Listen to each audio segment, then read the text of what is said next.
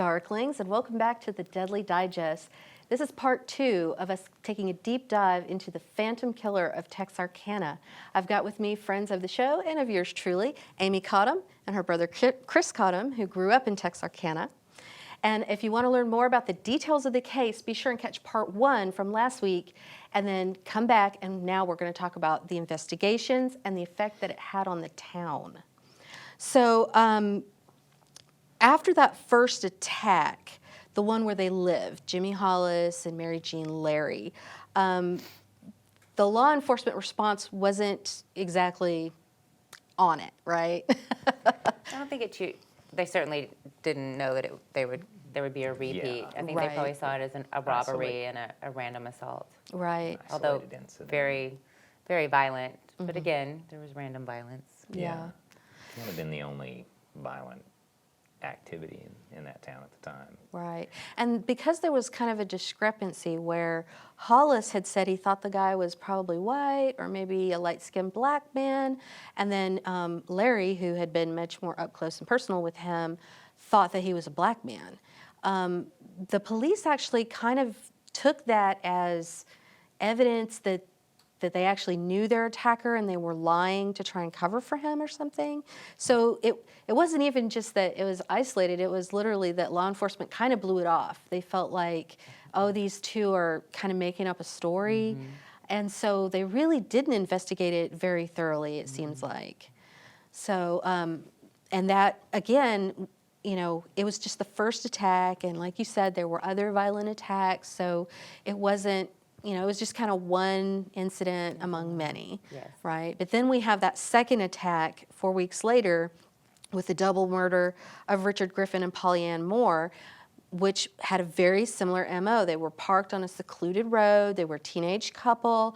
It was on a weekend night. And now we're seeing that this guy has escalated. He assaulted a couple first, and now he has murdered the couple. So did you want to talk a little bit about that aspect of it, of the escalation? Do you want to? Well, I think it's just after it had happened again with such a similar MO and almost exactly 4 weeks later to the day, people were starting to see a pattern. And I don't know if people had had any experience with the idea of a serial killer, but it certainly, people would suddenly think, oh my gosh, what's going to happen 4 weeks from now? Yeah. And this is when you started to hear them called the Moonlight Murders, because supposedly they happened under a full moon, similar time the next month. And that was kind of compounded when, not quite 4 weeks later, but near enough, like people who weren't paying that much attention probably thought, oh, 3 weeks later. Yeah, but it was always on a weekend. So it was like 3 to 4 weeks later, but on a weekend. And again, it's another couple, Betty Jo Booker and her friend Paul Martin. And so, like you said, they got to be known as the Moonlight Murders in the press.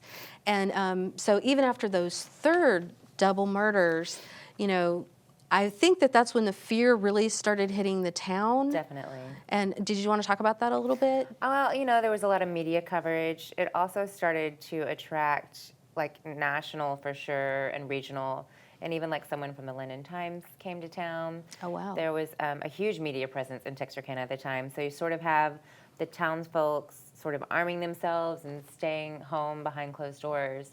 And meanwhile, you have a media frenzy outside in the streets, as well as lots of law enforcement agencies in town working on the case.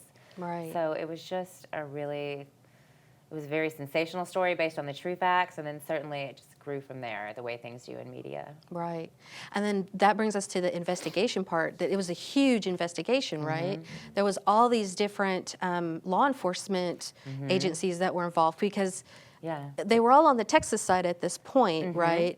But you still had like the city police and I believe county sheriff's office, the Texas Rangers. Okay. They were sent in actually, I think, primarily not to investigate, but more to try to calm the town and keep people safe and feeling safe. They kind of had the opposite effect, because the fellow in charge, Lone Wolf Gonzalez, who has a bit of a history of his own as a colorful figure, tended to do a lot of very colorful and press conferences and things like that, where he would.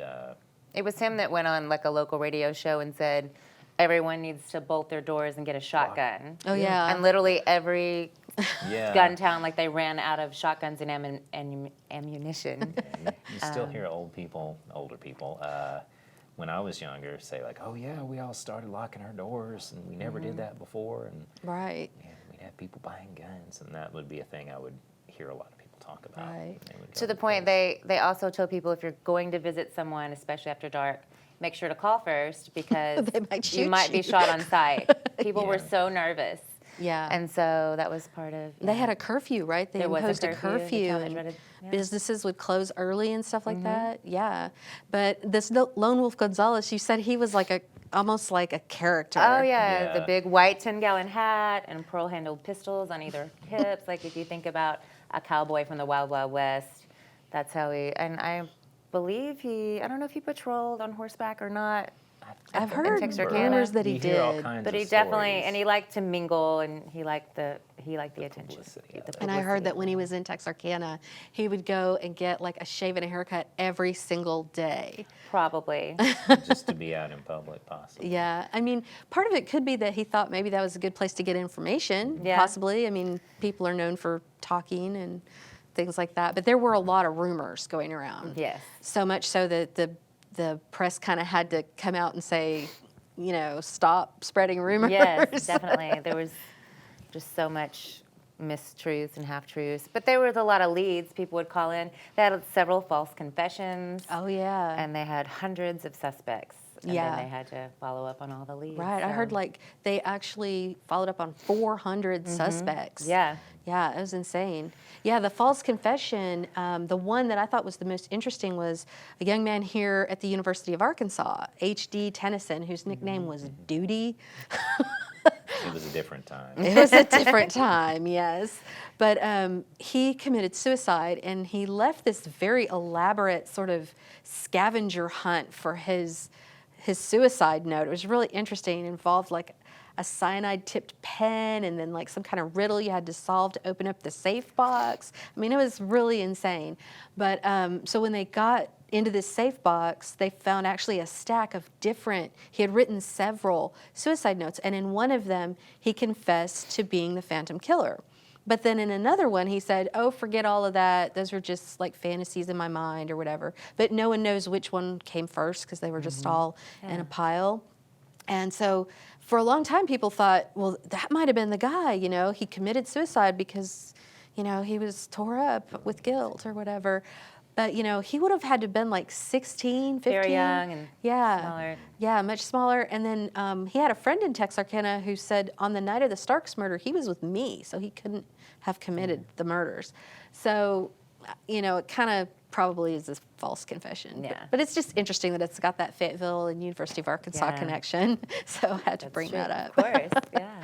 But so we've got sort of, it sounds like a really intense situation because you've got like a media circus, you've got all these law enforcement officers, and you've got people just, in a real state of fear with curfews and people buying guns. And just the description of it sounds amazing, and I can't imagine living like that. I think that's why it became such interesting fodder for the films is that we talk about in episode 3. Yeah, the details get bigger, and of course, sort of a legend grows around that, especially because the way it played out, where they didn't catch the guy. They never caught it. He was a Right. true Phantom. Well, they never arrested or convicted anybody of the crimes. Right, but there were some suspects that seemed promising, which we'll talk about in just a moment. So let's finish up with the Starks murders, 36-year-old couple that were shot in their farmhouse. And the interesting thing to me is that they were immediately attributed to the Phantom Killer. And I'm not so sure about that because there were a lot of differences. And like you pointed out in part 1, they were the first murders that were committed on the Arkansas side of the line, which isn't in and of itself necessarily a big deal, but it's like one more thing. And like everything about it is different though. In their homes. And Yeah, the MO is very different. The victimology is different. Before he was attacking like younger couples, like teenagers, and these people were 36. and it was in their home. So there wasn't any of the apparent rituals that he had done with the other victims. This was a kind of at a distance almost.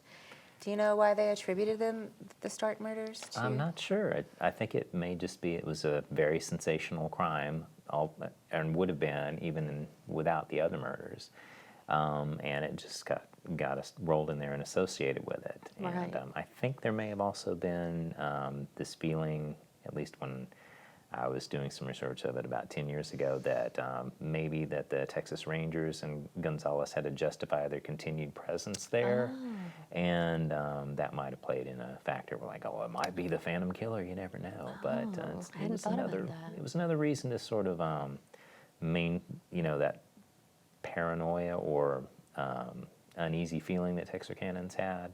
It was just another reason that perpetuated that. So it all got conflated. Right. But yeah, as you said, the MO, everything about it is different. Yeah, different weapon. It was yeah. a .22 rifle instead of the .32 Colt automatic. Just accept that it was one man, one woman, a Yeah. couple. Yeah. And yeah, they just kind of conflated it all together. And in fact, in my research, I found this interesting little tidbit that apparently there was a black man, they never gave his name, I couldn't find his name anywhere, who was about to be executed in Texas for other murders that he had committed, and he confessed to killing the Starks. And in fact, he had lived on the Starks' farm and had worked for them at the time of the murders. Never heard that. But no one ever followed up on that.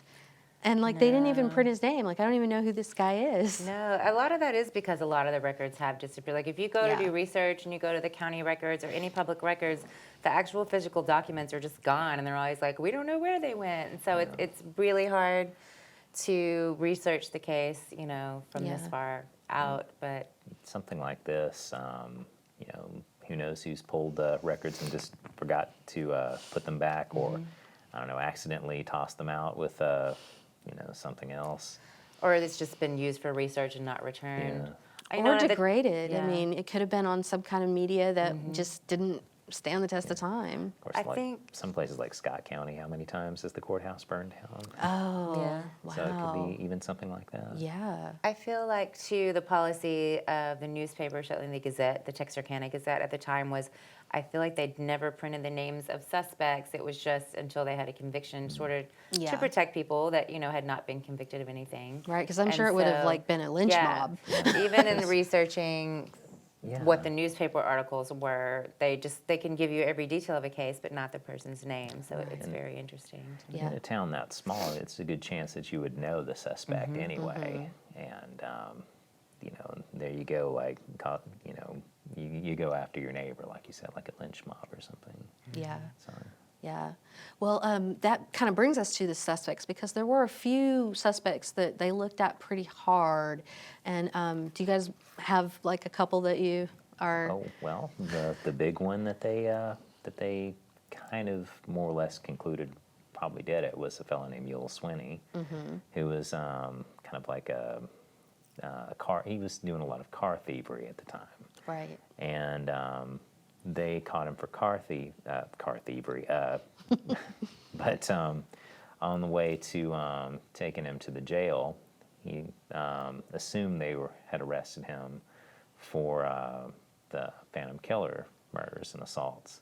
And so he just says, am I going to get the electric chair for this? And apparently, like, it took him, the police officers, a second to realize that he was confessing to something other than just stealing cars. Right.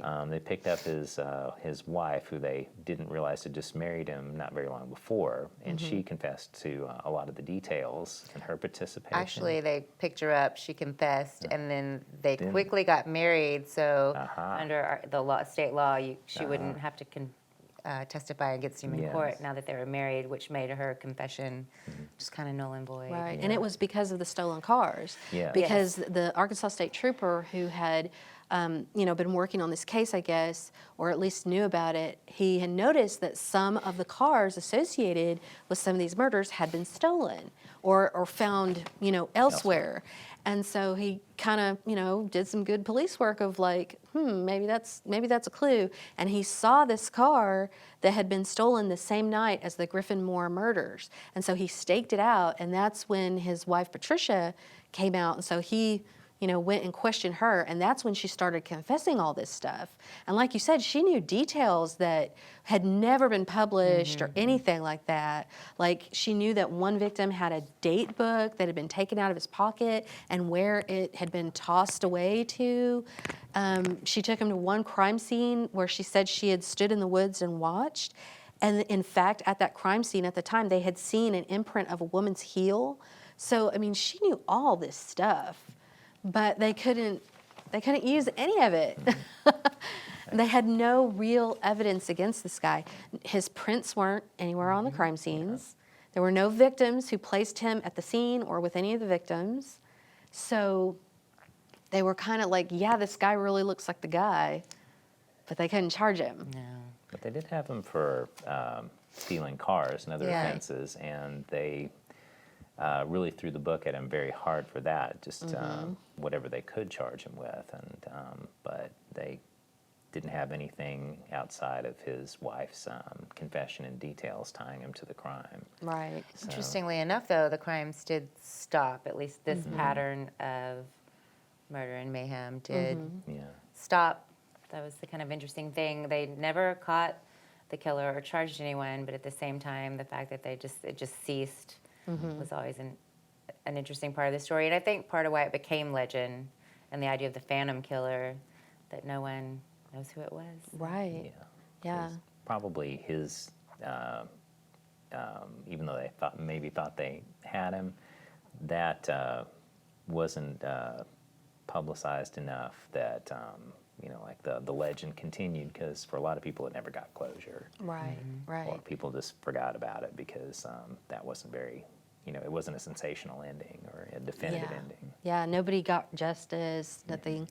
So, yeah, they charged him, like you said, they threw the book at him. They charged him as a habitual offender, which got him a life sentence, which seems kind of harsh, but if literally, in case. Yeah, if you're literally just looking at it as, car thievery, and I think he did some counterfeiting. Yeah. So it's just kind of small time, crook type behavior. But they were able to get a life sentence for him. But he appealed it later, and he got some of it overturned, and he was released. I think he was released in the 70s, I want to say. Yeah, 73. Oh, wow. Yeah. That actually, I seem to remember a story because he met Steve McQueen when he was filming one of his movies in the same place that Yul Sweeney was incarcerated as. I wouldn't swear to that, but I believe that's what I remember hearing, but it's been about 10 years ago since I've heard that story. Interesting. Yes. Steve McQueen. Yeah. Okay. Okay. Yeah, well, I could be confusing that with Charles Pierce, who directed the movie later on about it. right, there's a lot that gets kind of There's conflated. yeah. It's kind of become like a legend. It is, things get embellished over time. I can certainly remember details that, like, my mother told me about the crimes that I don't think are necessarily true. I don't know where. But they just sound real exciting. Yeah, they're exciting. And there's been 2 films made at this point, and what Which we'll was talk about in part reality, 3. and what is not gets confusing. Yeah, So, yeah, that long Yeah. passage of time and the loss of the records and everyone, I think also just the fact that everyone was in such a heightened emotional state. Definitely. I mean, things that might have not, you might not have even noticed on a normal day can sometimes be like, Yes. oh yeah, I saw this thing that I think is connected to the murders, just because you're so in such a heightened state like that. And it was after the Starks murders that it really ramped up, right? Like people started like nailing their windows shut. Yeah, no windows Because shut. people have been attacked in their homes. Not Yeah. just in Yeah, cars at this on point it in was the dark. a shift. Yeah. It was the town that dreaded sundown. Yes, it was. Yeah. For a long, even when I was little, I guess it was probably because the movie came out when I was little, but that was like Texarkana's nickname, which I'm sure the Chamber of Commerce loved. But, Yeah. Yes, as exciting as we were to have Yeah. be the center of film, which was exciting for a small town, it wasn't the best connotation. But Yeah. but even probably 85, 86 or whatever, when the newspaper was doing one of their, I don't know, annual recaps of the case, that would have been the 40th anniversary. They even published in the paper, oh yeah, they think it was this guy, Yul Sweeney, and I think at that time he was still alive, so they didn't publish his name. He died, I believe, in like 93, around there, Yeah. in a Dallas area nursing home. And according to my professor at Texas A&M, who was researching the case. Somebody did at some point go try to approach him in the nursing home to see if he wanted to confess or talk about it, but by then he was very old and he wasn't participating in whatever he hoped to get from this fella. Yeah, So. interesting. Yeah. Well, I mean, do you think Yul Swinney did it? Well, I mean, it's credible, but I guess we'll never really know. But I mean, even if they couldn't make a case, I mean, they did have some pretty good evidence, even if it was just based on what his wife provided. Right. So probably, but I guess I can understand why it's more exciting to think that the case was never solved and it passed into legend. Yeah, yeah. What about you? Do you think Yul Swinney did I it? do. I don't think he was responsible for the Starks murder. I think that was an unrelated I do too. event. That But was- I do a lot of evidence. I would love to track down the girlfriend turned wife and see. I mean, I'm sure at this point she's passed as well, but I wish as much as attention had been paid to him, that since she witnessed a lot of it, supposedly, there had been more of an effort to get information from her. Yeah. Seems like now I can't remember, but it seems like my instructor did have some details about her later life, and she did remarry. But I'm forgetting the details. So if they did end up getting divorced, then she could have testified against him. Yeah. I mean, she did recant all those confessions later. She also gave several sort of conflicting, like at one Right. point he left her in the car and went and just came back a long time later all bloody. At one point she went with him and witnessed some of it. And so I think that they didn't give a lot of weight to her statements, or we're still sorting all that out. Right. So And since they couldn't find any real corroborating evidence, like fingerprints or anything like that, although it was known that he owned a .32 automatic Colt pistol, Okay. but that before he was arrested, he had sold it in a craps game. So it would have been nice to have gotten that weapon Yeah. and maybe done some ballistics testing to see. Yes. But yeah, I mean, there was nothing concrete that they could Yeah. pin him on this. Yeah, I would love to see a Law and Order episode set in the 1940s, Texarkana. perfect. Yeah, that would be perfect. Yeah. Yeah. Well, they even tried doing profiling. They had this Dr. Anthony, what was his last name? They had this doctor who was a criminal psychologist, like he worked with criminals in, I think, in a prison in Texas. They had him come in and basically make what we would call a criminal profile. And he was the one who said that this guy was motivated by a sexual deviance, which got really, like, wasn't there this huge newspaper, top of the fold, giant letters, sex maniac? Yes, exactly. And that just, I'm sure that And that completely, ran on the front of every paper in certainly the region, probably the country, so Yeah. definitely. Yeah. And like, parts of what he came up with as a criminal profile did kind of seem to fit, like the sexual sadism, although he called it perversion. But I mean, I think we could say he probably was a sexual sadist, and that he had some probably military training, because of the way he used the flashlight and the gun, because he would blind them with the flashlight. It's really interesting because there's so many things similar with the Zodiac with this guy. true. And some people have said it's probably the same guy, but there's like at least 20-something years between the two, and it just doesn't track with their ages. So I'm wondering if the Zodiac was maybe inspired by the Phantom Killer, because he really did a lot of similar things that the Phantom Killer did, which is kind of disturbing. That theory of him having some sort of military training, it's post-World War II. Most young men were sent to fight and train, and so that's certainly something that I always grew up hearing, that it was someone that had probably had that sort of training based on the details of the case. Yeah. And then perhaps he just was in town for whatever and then moved on. The idea of it being a drifter, I think, has been part of the romance of the story, that then he just moved on, and who knows if he just stopped or if he went on to do it somewhere else. Yeah. Right. Well, and that's interesting too, thinking about him being a drifter, because I mean, to me, it seems like he had to have some knowledge of the area to know about these secluded lovers' That's very lanes. true. So, I mean, I'm not sure that I buy that he was just a drifter who came through, but I mean, I could definitely see where if it wasn't Yul Swinney, if it was somebody else, that maybe he did just move on, like he knew, things were getting too hot and just like left and did something else somewhere It's also else. possible because Texarkana was just such like a stopover type town for trains and automobiles and things like that, and their interstate commerce, and so he could have just hopped on a train or a bus and just moved on to someplace else. But Yeah.